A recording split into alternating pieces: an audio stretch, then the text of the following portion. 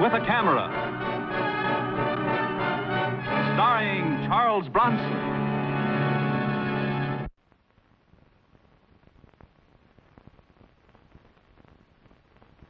I'm Mike Kovac, photographer. I've carried a camera into a lot of strange places. But this one, with the help of the police department, was the strangest. I suppose you were with your girlfriend at the movies between the hours of 9 and 12 last night? That's right, Lieutenant. All you gotta do is check with it. Oh, we have. You know, it's funny. Every time there's a torch job, you're always at the movies with your girlfriend. Anyone spot Billy Wyeth at the fire?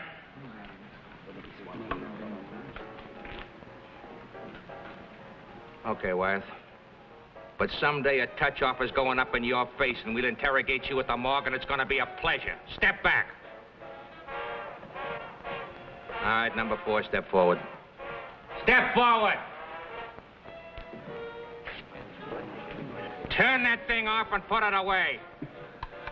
All right. I just don't know the rules, that's all. Well, the same here as they are in Detroit, Miller. You've been in lineups before. This is Dutch Miller, 35. Total of 5 years' time on 7 counts of arson in Michigan. Yeah, all right. We know you can read. Watch your mouth. Now, you registered here last week. How have you been supporting yourself since you got to New York? I'm one of the idle rich. An old lady left me $1 million. Sure. For one of your torch jobs. Yeah, only she carried the torch for me. Get him out of here. Take him in the next room where there's no audience. Keep your hands off me. Keep 'em off. Keep 'em off. All right, Tom, take over.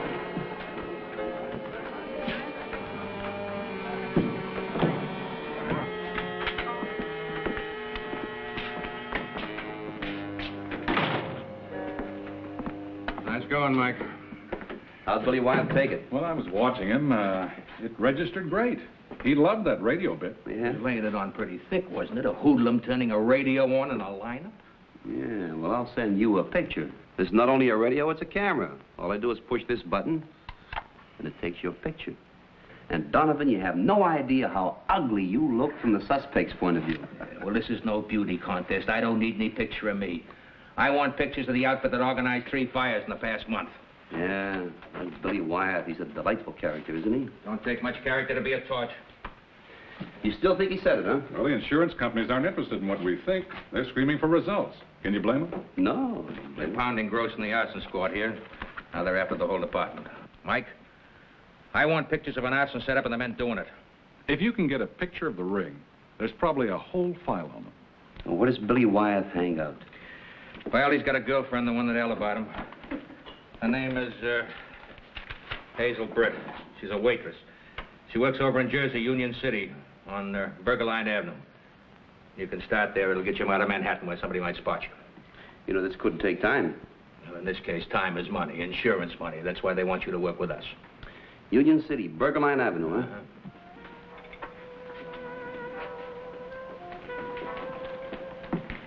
Hi, baby.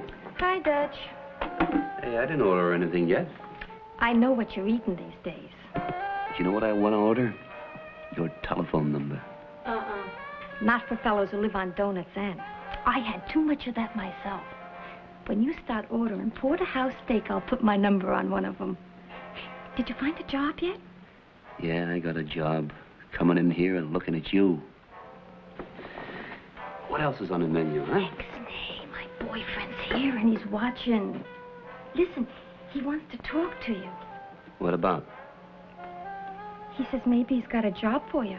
Why should he have a job for me? He says he knows you. Listen, I don't know anybody in this town but you. You've been talking about me? Come on, Dutch, now wait. Wait for what? I don't like talkative dames. Here, keep the change. Hi. You remember me? This your boyfriend? Uh-huh. I was with you in that little parade last week. Billy Wyeth. You know, it's a funny thing about me. I don't have such a good memory sometimes. Some days I wake up and I don't even remember my own name. Sit down, Dutch. Sit down. I'll talk to you.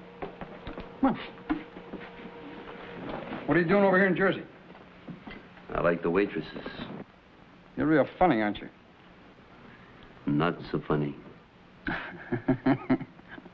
Donovan give you a tough time about that fire you started? What fire? The burning you gave him when you turned that radio on in the lineup last week. Billy Wyeth make you a pitch.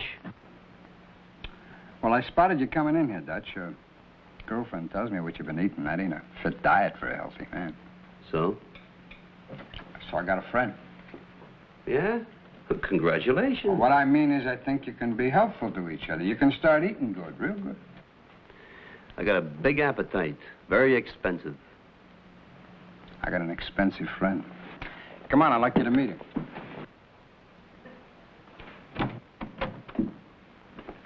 Mr. Hartwell? This is Dutch Miller. Dutch, that's Mr. Hartwell. Oh, good of you to come by, Mr. Miller. What is this, a social visit or something? No. Well, you like to get right to the point, don't you? What else we got to talk about? Boy, you're really hooked on that thing, aren't you? Look, turn it down, will you? The man wants to talk to you. Billy seems to think that you'd fit in with our plans. Fit in how, where, and doing what? You said you came from Cleveland, I believe. Detroit. Well, who'd you know there? I don't know anybody anywhere. And I don't carry any references. Here.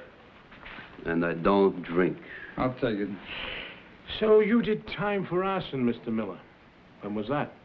Listen, if I want to answer a bunch of questions, I'll go to the cops. Hold it! No, I owe him one for messing around with my girl. I said hold it, you too. Now get over there. Oh, you're all right, Miller. Let's get down to business, shall we? Huh? I think we found out you can handle yourself. I'm still waiting. All right. I got a solo job for a good new torch man. Pick yourself up some cash. Yeah. And pick myself up a bunch of trouble. When I first breezed into this town, the cops picked me up and tried to pin an arson rap on me.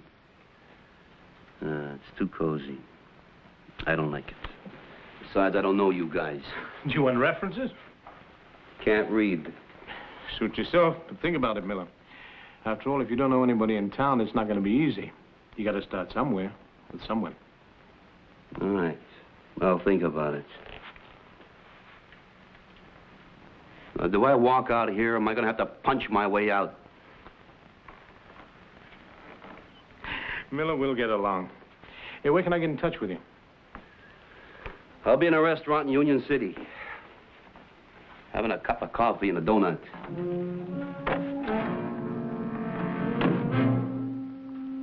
Later. This is bad. Well, I know this one. Cliff Lown, an ex-wrestler with a hooligan record. And I know the other one.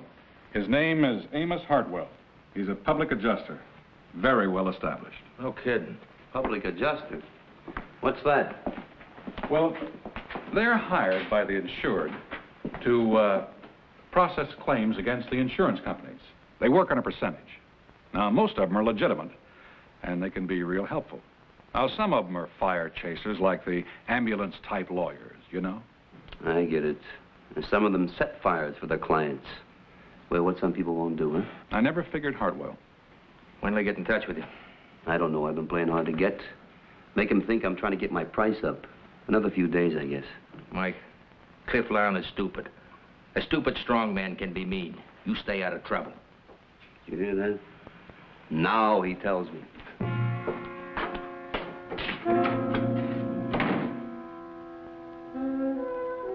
I holed up in a crummy hotel room waiting for Hartwell to find me. It didn't take long. I'd made sure that Billy's waitress friend knew where I was. Sure took some scouting around to find you. Pull up a chair and sit down. All right.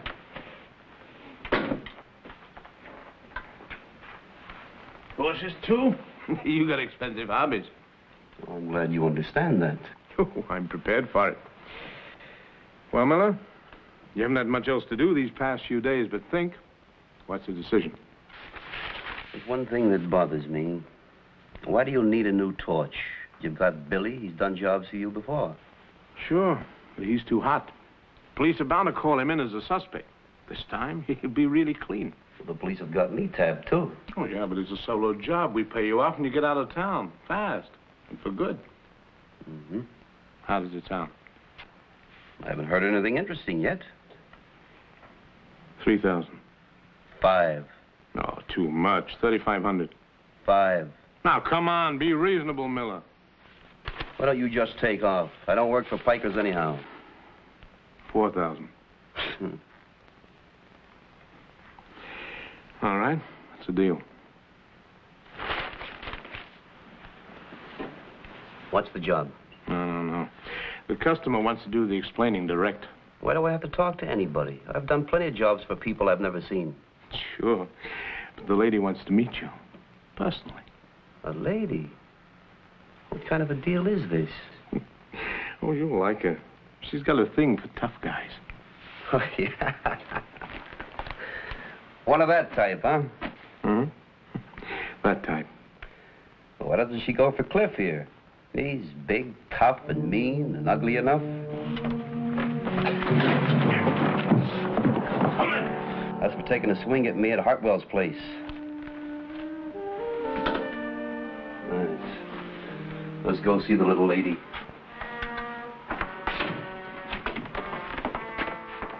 Save it.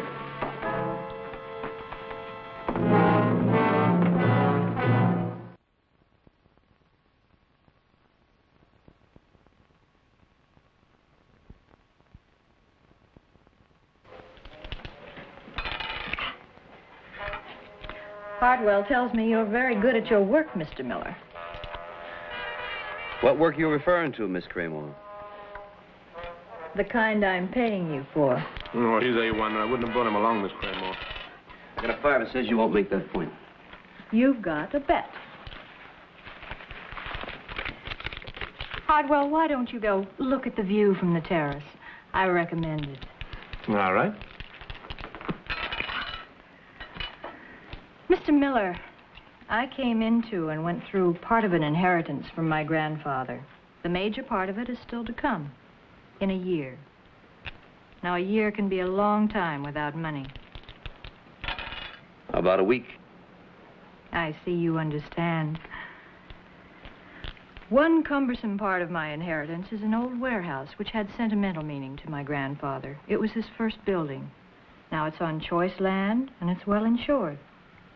I'm enjoined from selling the property by the terms of the will. Of course, if something were to happen to the warehouse which would make it unsightly or a public menace. Do you follow me? I'm way ahead of you, Miss Claymore. Good. I'm glad you're not sentimental. 7. Your roll. Yeah, baby. 6. You know, I believe in the future, not the past. But you've had such an interesting past. Your play, Mr. Miller. 7. Guess this is not my day. There are other days. You know, Mr. Miller, there's something about you that seems very familiar. Haven't we met before? Oh, no. I'm not from around this part of the country. As a matter of fact, I'm not from this world here at all. But you fit into it so beautifully. Hardwell. Mr. Miller and I have finished our business conference. He'll do very nicely. Now, Hardwell will give us all the information we need. He'll arrange the time, the place, whatever you need to know. There it is. A picture record of a crime about to happen. The principals involved, the location, and the motive is money. Oh, they're beauts, Mike. I thought you'd like him, Lieutenant. What time is the fire set for tonight? I don't know. They've been cagey about telling me, but as soon as I find out, so I'll phone it in. You know, Lieutenant, they're going to pay me before the job. That ought to nail them. Come, Doc, I'll stake out that warehouse just in case. Thank you, Lieutenant. Well, I better take off. Wait a minute.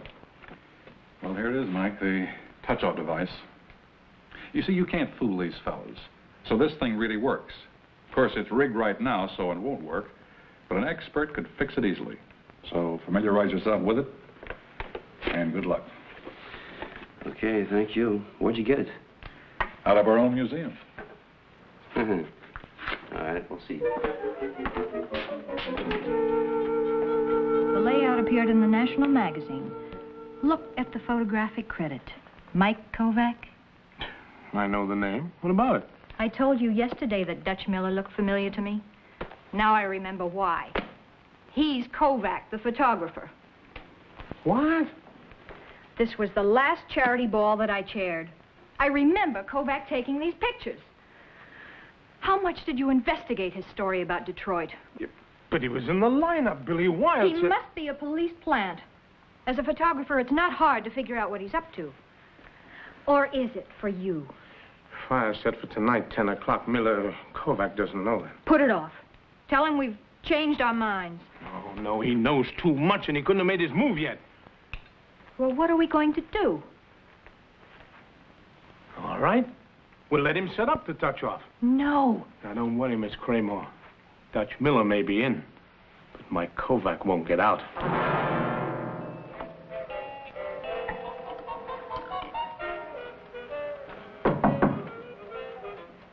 Who is it?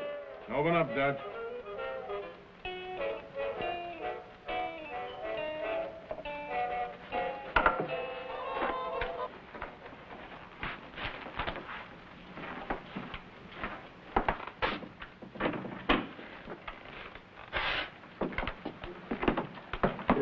I didn't expect you so early.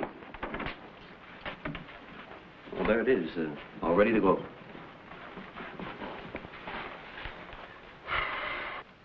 Looks good, Dutch. Looks real good.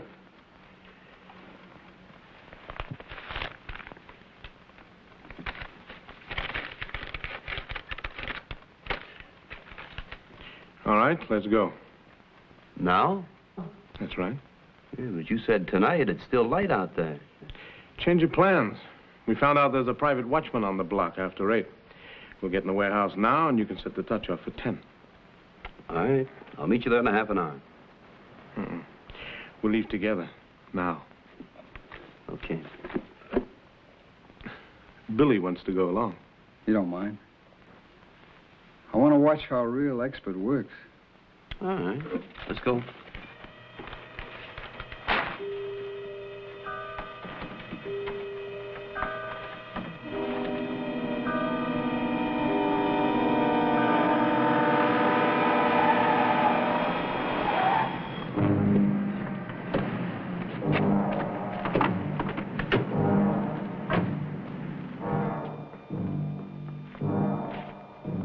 How come Hartwell didn't come along? Don't ask so many questions. What time's Hartwell went to fire? 10 o'clock. That'll give us plenty of time to scatter. It's your baby.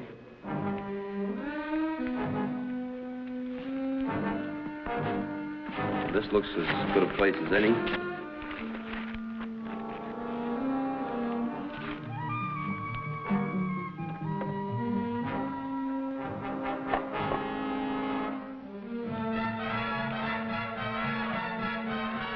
Hand me that.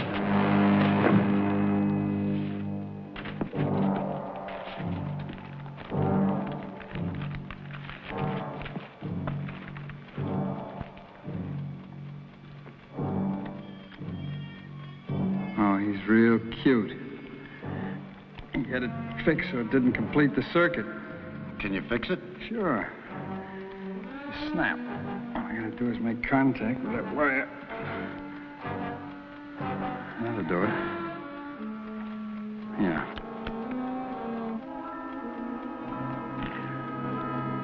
How much you giving it? 8 minutes. That'll give us plenty of time.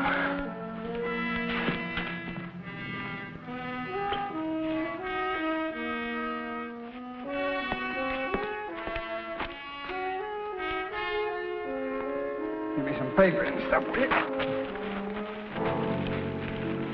Pack it in. That's funny. Get out of here. So long, Kovac. Wait a minute, you idiot. Fire will take care of him. Go on, get out of here.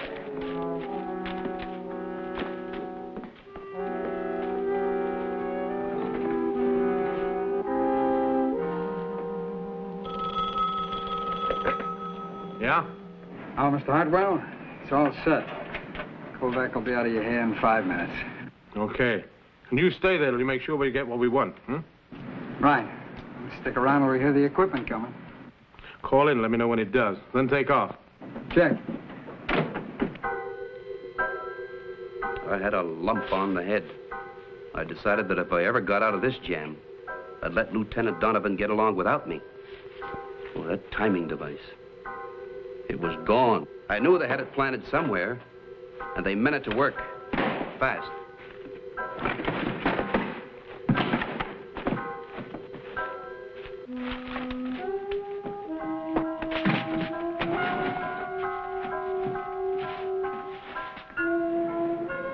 I think we'll cut out of here when we hear the automatic alarm go off.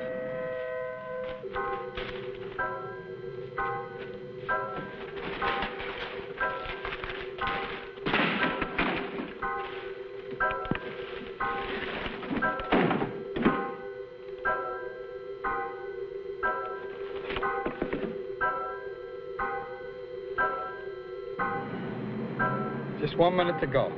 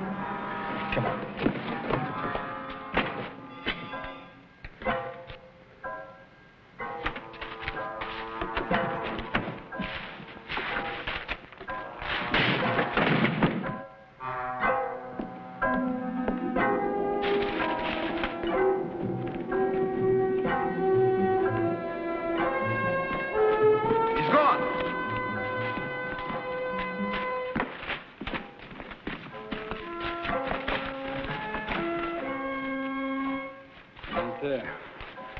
He's got to be in here somewhere. Go on, find him. Come back! What out, you cover?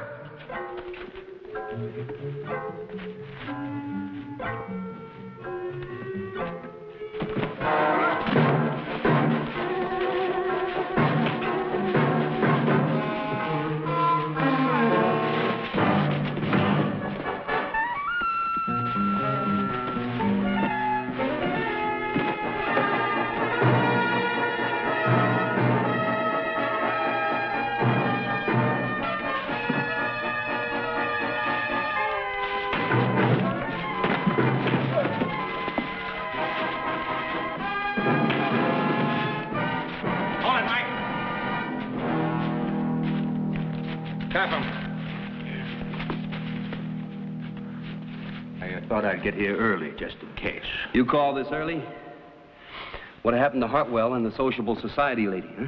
We got a tail on them. I'll call in and have them picked up. Kovac. Kovac, someday you're going to get it good. And oh, how I hope I'm at your funeral. Billy, when your time comes, there's going to be a big fire where you're going. Get them out of here.